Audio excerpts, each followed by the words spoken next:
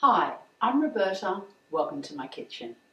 Today we're making Salmon Wellington, a pescatarian version of that British classic beef Wellington. Now, for the most part, the process is exactly the same. And so you're going to watch the beef Wellington video and you're going to know what to do. There's just a couple of things we do differently for the Salmon Wellington that I wanted to show you. And the first one is we salt it really well. So with the beef Wellington, we actually sear it. That's not necessary with the more delicate salmon, but we do want to give it a good salting, and I'll explain why in a moment. Both sides, generous handful of salt, rub it in. We're going to leave it for about 20 minutes. Let's get some on those edges as well. And then we're going to wipe it off. So you don't need to be shocked at the amount of salt we're using, because it's just like a super light cure. We're not going to leave it on there. So a good salting, set it aside for 20 to 30 minutes. That's our first difference. Okay, so the second thing we need to do is wipe that salt off. And I should have said, do use a good salt.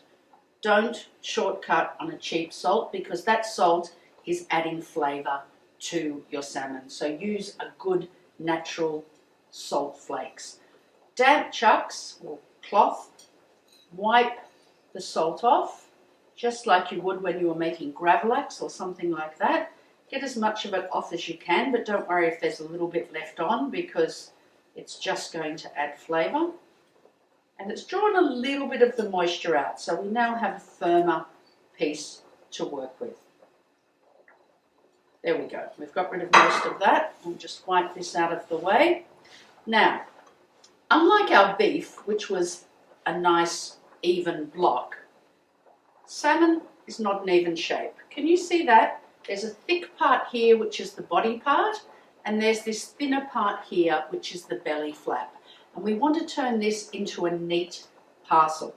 So what we're going to do, that's what we call the skin side. The skin's gone, but you can tell it's the skin side because it's got that little bit of a bloodline there. We're going to put it down on the bench, skin side down, and we're going to make an incision just where that thick part starts to merge into that thin part. But we're not going to cut all the way through. We're going to cut most of the way through so that we can then easily tuck that belly flap underneath like that. And now we've got a nice thick block similar to what we had with the beef Wellington. From here, you follow the beef Wellington video. Rub the mustard into it and carry on. Happy cooking. Enjoy your Salmon Wellington.